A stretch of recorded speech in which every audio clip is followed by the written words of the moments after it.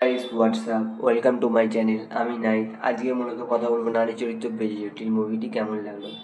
তো প্রথমেই বলবো, যদি বাংলা ইন্ডাস্ট্রির পাশে আনতে চান, 2025 সালে কী হয়েছে সব মাথা থেকে ভুলে যান।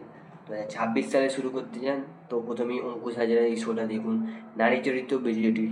এই মুভিটি খুব দুর্দান্ত ওয়ার্ক করেছে, মানে অঙ্কুশ হাজরা ফাটিয়ে ফেলেছে, ফাটিয়ে দিয়েছে ভাই। পুরো গ্রেট গ্রেট কমেডি, একদম ভরপুর কমেডি আছে, দেখে মজা লাগবে ভাই। আমি বসছিলাম, আমার পাশে যারা বসছিল হলের পাশে, সবাই নেচেছে, সবাই নেচেছে। গানগুলো তো পুরো ফাটাফাটি।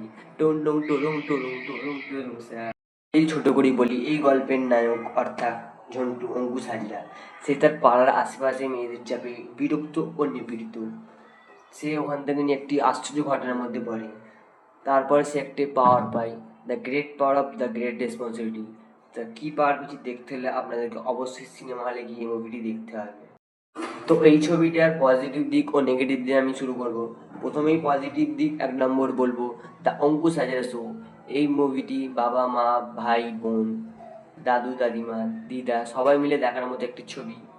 কারণ একটা থ্যাংক ইউ, একটা সরি ও একটা চুমুর কি গুরুত্বটা এই মুভিটা দেখলে বুঝতে পারবে না, যে বাড়ির মহিলারা কত স্ট্রাগল করে, কত কম্প্রোমাইজ করে, যে না দেখলে আপনার।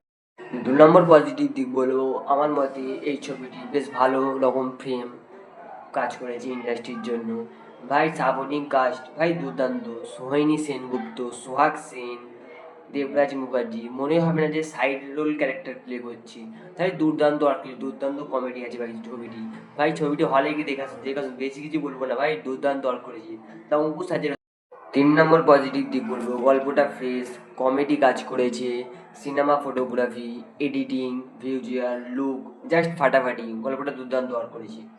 4 নম্বর পজিটিভ দিক বলবো, ভাই এই মুভিটির গান, এই দুটো গান বেরিয়েছে, দুটো গান পুরো তাবাই ভাই। ডান ডাং টুরুম টুরুম টুরুম টুরুমটা আর একটা কাঁটা ফুটেছি। ভাই যখন আমরা সিনেমা হলে গিয়ে মুভিটা দেখছিলাম, আমার পাশে যতজন ছিল সবাই নেচেছে ভাই, নেচেছে, এনজয় করেছে বইটা। আমি বলবো এই মুভিটি সবাই সকলে মিলে দেখাচ্ছি ভাই, সবাই মিলে দেখে আসুন। আর লাস্ট একটাই নেগেটিভ দিক বলবো, গানগুলো আর একটু ভালো হলে ভালো হতো। তো ঠিক আছে, যার শেষ ভালো তার সব ভালো। তো এই ছবিটি আমার একটি খুব দুর্দান্ত ওয়ার্ক করেছি। 2026 সালে প্রথমে এই মুভিটি দেখে আসুন, তার নারী চরিত্র বেজে জটিল, তা অঙ্কুশ হাজরা শো।